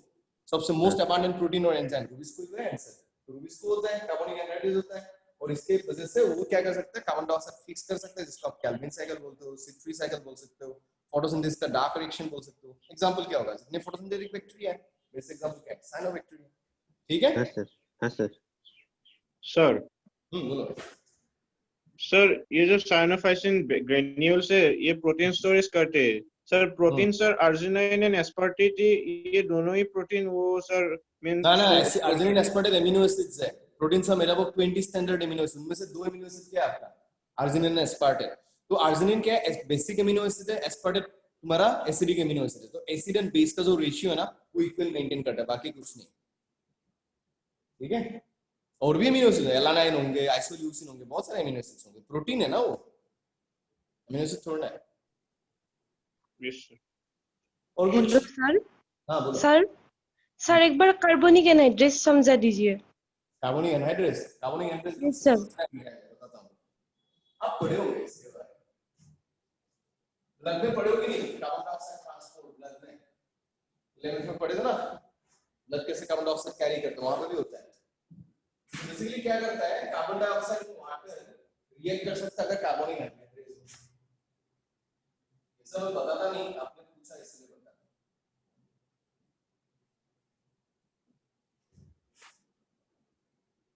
किसमें कन्वर्ट हो जाएगा, carbonic acid. And carbonic acid strong acid है कि वीक एसिड है, कार्बोनिक एसिड स्ट्रॉन्ग है कि वीक है, केमिस्ट्री में पढ़े होंगे ना, वीक एसिड है। वीक एसिड मतलब इक्विलिब्रियम क्रिएट करता है क्या, प्रोटॉन एंड बाइकार्बोनेट आयन, वैसे वो पानी में डिसॉल्व होकर चलता रहता है। तो प्लांट बेसिकली जब कार्बन डाइऑक्साइड फिक्स करता है ना, डायरेक्ट कार्बन डाइऑक्साइड गैस को यूज नहीं करता, इसको यूज करता है, ये बाइकार्बोनेट, इसलिए चाहिए। पढ़ाऊंगा मैं जब फोटोसिंथेसिस आएगा वहां पे देखोगे। मेटाबॉलिक और डिग्रेडेटिव प्लाज्मिड, सिंपल चीज है जानू। मेटाबॉलिक मतलब मेटाबॉलिक रिएक्शन कर सकता है, डिग्रेडेटिव मतलब डिस्ट्रॉय कर सकता है, इस चीज को डिग्रेड करता है। मेटाबॉलिक का बेस्ट एग्जांपल है आपका नाइट्रोजन फिक्सेशन, जो राइजोबियम में आपने देखा है। ठीक है, नाइट्रोजनेज एंजाइम। एंड दूसरा जो आपका डिग्रेडेटिव है वो है आपका स्यूडोमोनास फुटिडा, जो नॉन बायोडिग्रेडेबल कंपाउंड को भी डिग्रेड कर सकता है, मतलब उसको हम बायो रिमेडिएशन बोलेंगे इसकी वजह से। ठीक है जानू, जानू क्लियर है? ओके सर हाँ बोलो। सर रुबिस्को का फंक्शन और एक बार बता दीजिए तो। रुबिस्को मैं पढ़ाऊंगा, रुबिस्को आप पढ़ेंगे 11th में, रुबिस्को आप पढ़ेंगे 11th में। हाँ 11th में नहीं पढ़े, केल्विन साइकिल आप लोगों को स्कूल में क्या करता है Rubisco? Rubisco does this very simple thing. Rubik's को एक्चुअली में अगर बोलने जाना बहुत कहानी है इसके बारे में, अभी फिलहाल इतना समझो। मैं बहुत डिटेल्स में दिखाऊंगा जब C3 साइकिल पढ़ाऊंगा। रूबिक्स को एक्चुअली एक काम नहीं करता, दो काम करता है। स्टिल मैं आपको बता रहा हूं।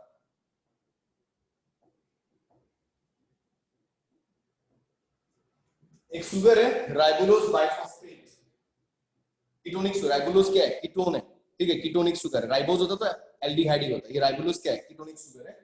एक कार्बन यहां से आ रहा है बाइकार्बोनेट से, 5 कार्बन इधर के, कितना हुआ टोटल कार्बन? 6 में। तो रूबिक्स को क्या करता है, इस कार्बन को जैसे यहां पे फिक्स कर देगा,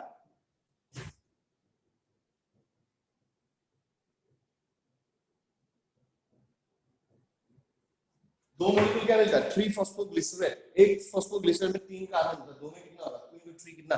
6। तो 6 इधर 6 उधर, बैलेंस में ना। तो क्या कर रहा है वो? कार्बोक्सिलेशन कर रहा है, कुछ नहीं। ठीक है, इसे मैं पढ़ाऊंगा आगे, बहुत कहानी है, इसलिए हम C3 साइकिल बोलते हैं, क्योंकि पहला कंपाउंड जो है ना 3 कार्बन का, इसलिए C3 साइकिल बोल रहा था। सर हाँ बोलो। सर एक सेंटेंस था कि some other inclusion bodies may be surrounded by a single layer non-unit membrane which is 2 to 4 nanometer thick. Example polybeta hydroxybutyrate granules. वही तो So मैं some बोल रहा are हूँ, granules. वही तो मैं बोल रहा हूँ, पॉलीहाइड्रोक्सीब्यूटारेट ग्रेन्यूल्स। सर ये 2 to 4 nanometer thick सर वो ये सब कहाँ पढ़ रहे हो आप? कौन सी किताब में पढ़े हो आप? कौन से सर बुक ये से सर पढ़े? सर ये मॉड्यूल सर मत पढ़ो, कुछ भी मत पढ़ो ये सब, ठीक है? जितना मैंने बोला उतना देखो, ठीक है? ये 2 to 4 नैनोमीटर में कंफ्यूज रह जाओगे, जो काम का चीज है वो नहीं पढ़ोगे फिर, ठीक है? 2 to 4 नैनोमीटर कोई भी नहीं पूछेगा आपको, नोबडी विल आस्क यू। क्या पूछेगा कि पॉलीहाइड्रोक्सीब्यूटारेट होता क्या है, वो पूछेगा। वो बायोडिग्रेडेबल प्लास्टिक है, वो इंपॉर्टेंट है, ठीक है? Okay sir. कुछ और डाउट किसी को यहाँ पे जो मैंने पढ़ा है उसमें? कुछ डाउट किसी को अपार्ट फ्रॉम दिस? मैंने रिएक्शंस भी दिखा दिया आपको, तो जिसने पूछा था ये पता लगा रूबिक्स को क्या करता है? बात समझ में आया? रूबिक्स को इस हाँ सर। कार्बोक्सिलेशन। सर हाँ बोलो। सर और सर एक रूबिस्को का सर फुल फॉर्म क्या था सर? राइबोलोज जो ये है ना, आईयूबीपी, उसको तो ये आईयूबीपी कार्बोक्सिलेज एंड ऑक्सीजनेज। ये कार्बोक्सिलेशन करता है ना, ऑक्सीजनेशन भी कर सकता है, वो मैं अभी नहीं पढ़ाऊंगा, वो फोटोसिंथेसिस जब दिखाऊंगा ना तब पढ़ाऊंगा। उससे क्या होता है, फोटो रेस्पिरेशन क्या है, क्यों हमें क्रांच एनाटॉमी चाहिए, क्यों कैम्प पाथवे नेसेसरी है ना, सब बताया जाएगा, ठीक है? वो सब पढ़ाया जाएगा। हाँ सर ठीक है। वहां पे अभी नहीं, ठीक है? वहां अभी फिलहाल इतना सीखो। यार क्लियर है सबको? Yes sir. ठीक है? अभी देखो एक लास्ट चीज मैं बता रहा हूँ, ध्यान से देखना। मैं म्यूट कर रहा हूँ फिर से आप लोगों को। एक छोटा सा माइनर सा टॉपिक है यहाँ पे जो इंपॉर्टेंट है, पर एग्जाम में क्वेश्चन आ चुका है नीट में, फिर से आने का चांसेस है। तो देखो, तो ये सब इंक्लूजन बॉडीज तो हमने पढ़ लिया, organic, inorganic, we have seen that. Now एक अजीबोगरीब टाइप का इंक्लूजन बॉडी होता है जो हमें जानना है, हम उसको बोलते हैं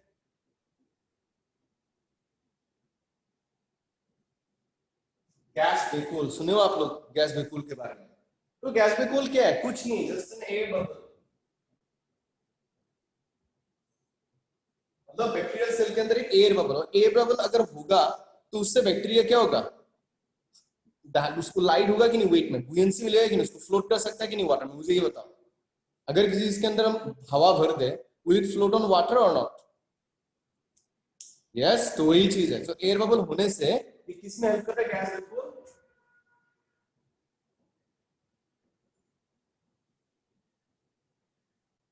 हेल्प्स इन क्या? फ्लोटिंग, सो दैट पानी के ऊपर फ्लोट कर सकता है। ओके, नाउ गैस वैक्यूल क्यों नेसेसरी है कुछ बैक्टीरिया के लिए? आप अगर देखते हो गैस वैक्यूल कहां मिलता है, वो मैं बात करता हूं।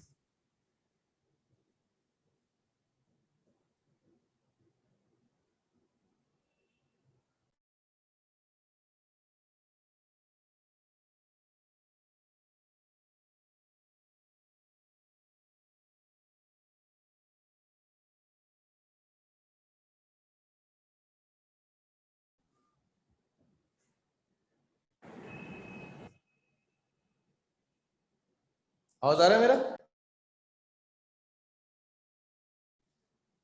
आवाज आ रहा है ना मेरा?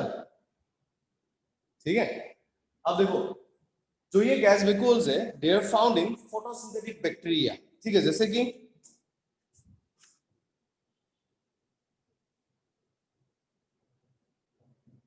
साइनोबैक्टीरिया आएगा, ठीक है।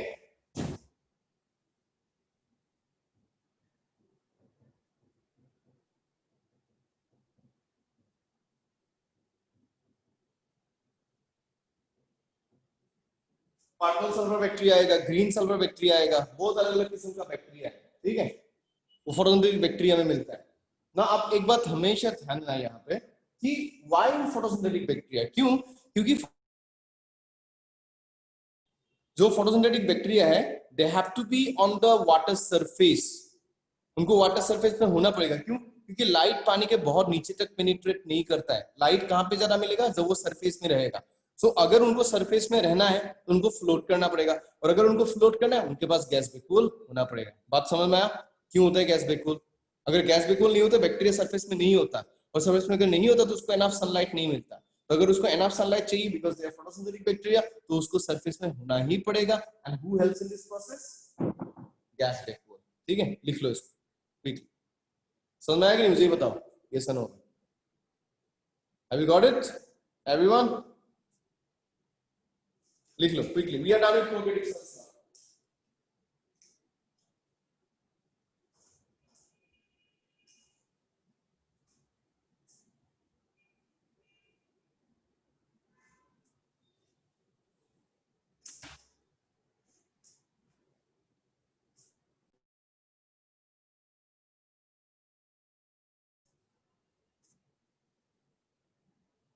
रिपीट कर दूं? क्या रिपीट करो ज्योतिषमान? सिंपल सा चीज है, देखो फोटोसिंथेटिक बैक्टीरिया को लाइट चाहिए कि नहीं, मुझे बताओ Jyotishman, just let me know that. Photosynthetic bacteria को लाइट चाहिए कि नहीं? डू दे नीड लाइट और नॉट? Yes, okay. तो लाइट अगर चाहिए तो पानी के नीचे होने से चलेगा कि पानी के सरफेस में होना पड़ेगा? मुझे ये बताओ। वाटर सरफेस, राइट, तो सरफेस में होना पड़ेगा। तो अगर सरफेस में उसको होना पड़ेगा, ठीक है, तो उसको फ्लोट करना पड़ेगा। अगर उसको फ्लोट करना है तो उसके ऊपर अंदर गैस वैक्यूल होना जरूरी है कि नहीं? मुझे बताओ। अगर फ्लोट करना है गैस वैक्यूल होना चाहिए कि नहीं? यस, बस इतनी सी बात है, ये आपको समझ है।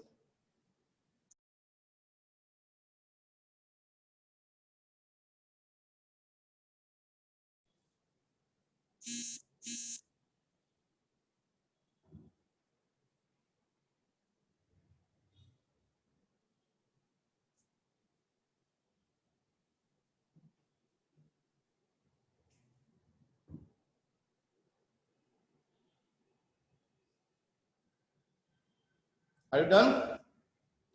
बात समझ में आया सबको? ओके, सबको क्लियर है कॉन्सेप्ट जो पढ़ा है? ओके, तो आज ऑलमोस्ट थोड़ा सा ही टाइम है, ठीक है। तो बस मैं एक छोटा सा टॉपिक यहाँ पे डिस्कस करूंगा, ठीक है। हम यूकेरियोटिक सेल स्टार्ट कर रहे हैं, ठीक है, तो उसको हम देखेंगे थोड़ा सा बेसिक लेवल में, ठीक है। इसको मिटा, तो we are officially done with prokaryotic cell structure. अभी हम बायोलॉजिकल क्लासिफिकेशन में सेल स्ट्रक्चर के बारे में कुछ नहीं पढ़ेंगे, ठीक है। वहां पे सिर्फ हम क्या है कि वो आर्कीबैक्टीरिया कैसा होता है, ठीक है, साइनोबैक्टीरिया कैसा, वो सब हम बातें करेंगे। एंड बैक्टीरिया का मेटाबॉलिज्म वगैरह, उसका रिप्रोडक्शन, बिहेवियर, वो सब बातें करेंगे। Structure will not talk about that.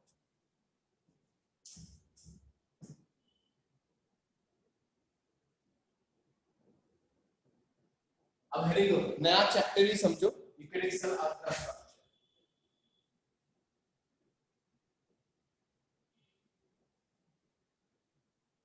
Full details में देखेंगे हम यूकेरियोटिक सेल अल्ट्रा स्ट्रक्चर क्या है इसमें। बना लो यूकेरियोटिक सेल अल्ट्रा स्ट्रक्चर, नया चैप्टर ही समझो। जो पहला टॉपिक हम यहाँ पे पढ़ने वाले हैं, फर्स्ट टॉपिक,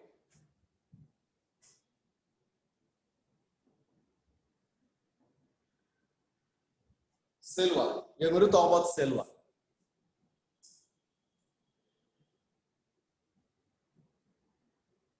तो सेल वॉल सब यूकेरियोट्स में होता है।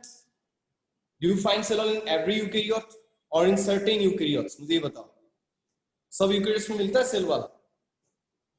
Certain, right. ओके, तो देखते हैं कहां मिलता है। देखो कहां मिलता है? Exclusive to plants, very good. Then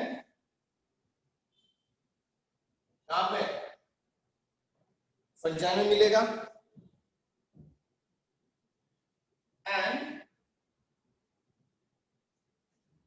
some protist, कुछ प्रोटिस्ट में मिलेंगे, सब में नहीं, कुछ प्रोटिस्ट हम देखेंगे ना, प्रोटिस्ट जब पढ़ेंगे वहां पे देखेंगे, कुछ प्रोटिस्ट में मिलेगा, सब प्रोटिस्ट में नहीं मिलेगा, ठीक है। सिंपली समझो, he is absent in animals, animals में कभी भी नहीं होगा, लिखो फटाफट लिखो। Actually to plants, fungi and some protists, सब प्रोटिस्ट नहीं, some protists, but plants and fungi almost सब में होता है, and absent in animals.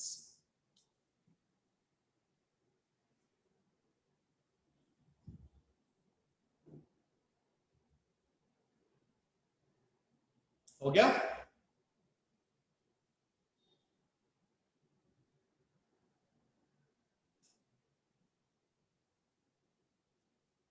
Okay, आगे चले, आगे देखें, ठीक है। तो अब देखो, हम प्लांट सेल को यहाँ पे रेफरेंस मान के चलेंगे, ठीक है। अगर हम कोई प्लांट सेल देखते हैं,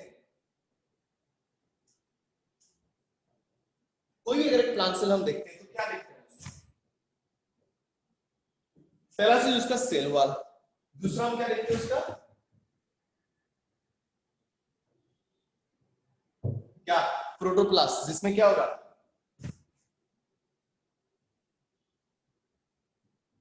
cell membrane and cytoplasm with organelles, that's how it is, ठीक है। तो प्रोटोप्लास्ट अलग, सेल वॉल अलग, ठीक है। एंड आपको पता होना चाहिए सेल वॉल जो है वो किसी भी प्लांट सेल का नॉन लिविंग कंपोनेंट है, व्हेयरएज जो प्रोटोप्लास्ट है वो नॉन लिविंग नहीं है, वो लिविंग कंपोनेंट, जो एक्चुअल लिविंग कंपोनेंट है वो आपका प्रोटोप्लास्ट होता है, सेल वॉल हमेशा नॉन लिविंग होता है। लिखो फटाफट,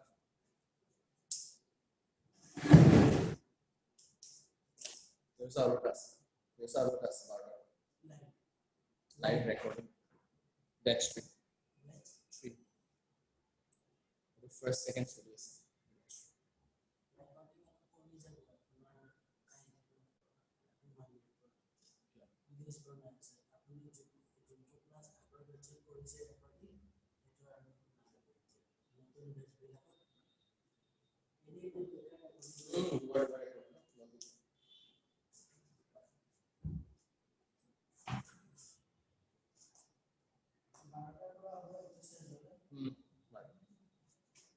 हो गया सबका, ये हो गया, लिख लिया सबने?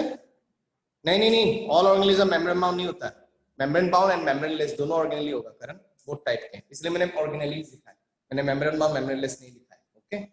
Both types of organelles will be present there. So are you done? ये लिख लिया सबने? ठीक है। अब हेडिंग दो एक function of cell wall, cell wall का क्या फंक्शन है वो हम देखते हैं। हेडिंग दो function of cell wall.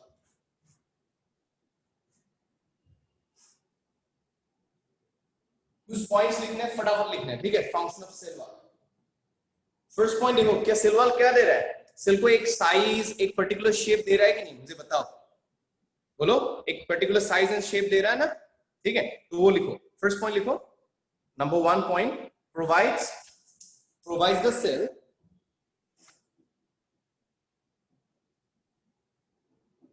shape and size, provides the cell shape and size।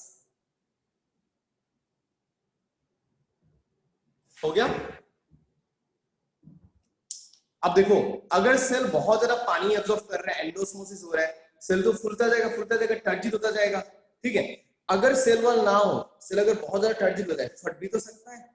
Animal cell में ऐसा होता है, अगर एनिमल सेल को आरबीसी को डिस्टिल वाटर में डाल दिया तो आरबीसी फूलता हुआ एक टाइम में फट जाएगा, ठीक है। हम बैक्टीरिया में भी देखे एंटीबायोटिक के एक्शन के बाद, ठीक है। तो बेसिकली क्या, अगर सेल वॉल होगा, सेल फटने से क्या हो जाएगा, बच जाएगा, ठीक है। तो वो भी लिखना है। सेकंड पॉइंट लिखो,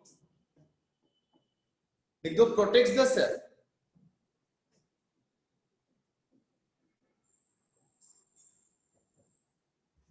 protects the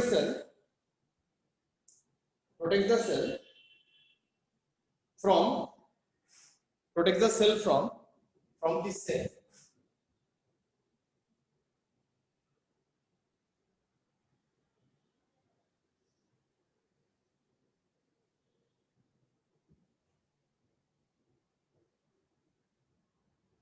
protects the cell from rupturing the cell membrane. Rupture मतलब सेल मेम्ब्रेन फट जाना, ठीक है, रप्चर का मतलब फट जाना। प्रोटेक्ट द सेल फ्रॉम लिखना है, protect the cell from rupturing the cell membrane in excess turgidity. अगर एक्सेस टर्जिडिटी हो जाए,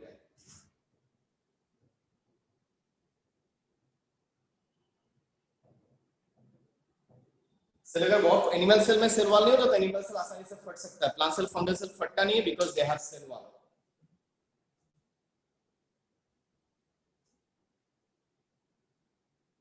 नेक्स्ट पॉइंट लिखो।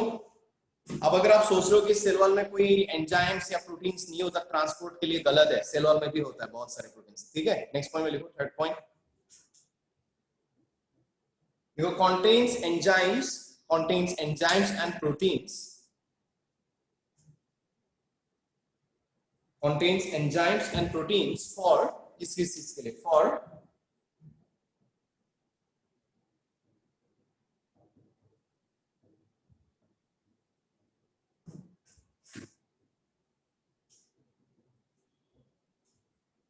absorption, transport and secretion, ये तीनों चीज के लिए, absorption, transport and secretion।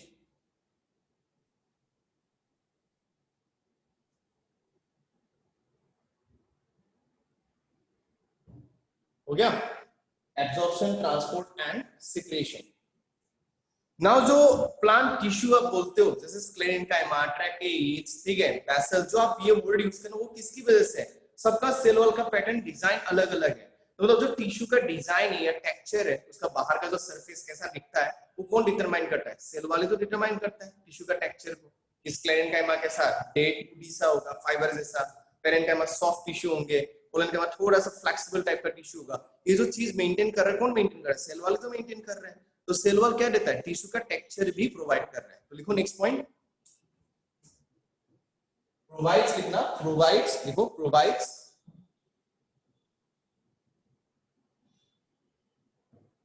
provides the texture to the tissues, tissues को texture provide करता है,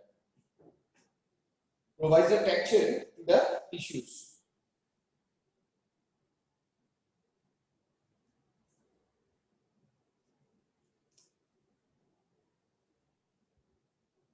हो गया। नेक्स्ट क्या पॉइंट आएगा? सेल वॉल बहुत टाइम में सेल को बैक्टीरिया या कोई वायरस या फंगल पैथोजन से प्रोटेक्ट भी करता है। तो लिखो, it protects the cell from pathogens, it protects the cell from pathogens. Protect pathogen मत लिखना, it protects the cell from pathogens बोला मैं, it protects the cell from the pathogens. Pathogen को कैसे प्रोटेक्ट करेगा? पैथोजन को प्रोटेक्ट नहीं करता, सेल को प्रोटेक्ट करता है। Protects the cell from the pathogens, it protects the cell from the pathogens. तो फंक्शंस क्लियर है सबको? कुछ डाउट है तो बोलो, if you have any doubt in functions, anybody, any doubt in functions?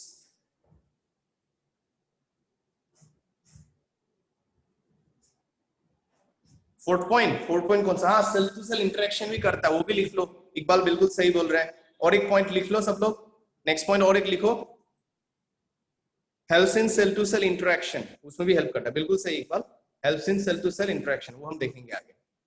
Helps in cell to cell interaction via, एक word लिखना है, helps in cell to cell interaction via, ये लिखो, plasmodesmata, helps in cell to cell interaction via plasmodesmata। Holes होते हैं plasmodesmata कुछ, उसको हम देखेंगे नेक्स्ट क्लास में मिलेगा आपको। Help cell to cell interaction via plasmodesmata. अच्छा मुझे बताओ कि फोर्थ पॉइंट में क्या डाउट था? फोर्थ पॉइंट कौन सा रहा मुझे बताओ, फोर्थ पॉइंट एक बार बता दो। दयानंद कौन सा रहा फोर्थ पॉइंट? एक बार लिख दो चैट बॉक्स में, क्या बोला था? जस्ट जो कीवर्ड्स है ना उसको लिख दो दयानंद, कीवर्ड जो था।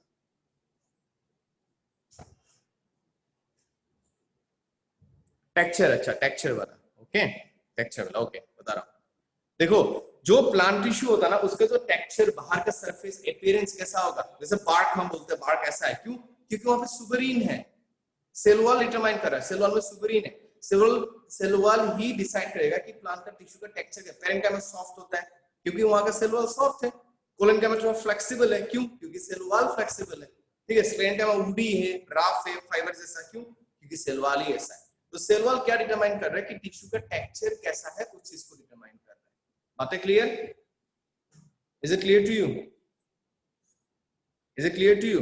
ओके, तो आज के क्लास में मैं यहीं पे छोड़ रहा हूँ क्योंकि नया टॉपिक स्टार्ट हो, खत्म भी नहीं होगा। Will talk about the rest of the things in the next class. I hope आपको समझ में आया जो पढ़ा है मैंने।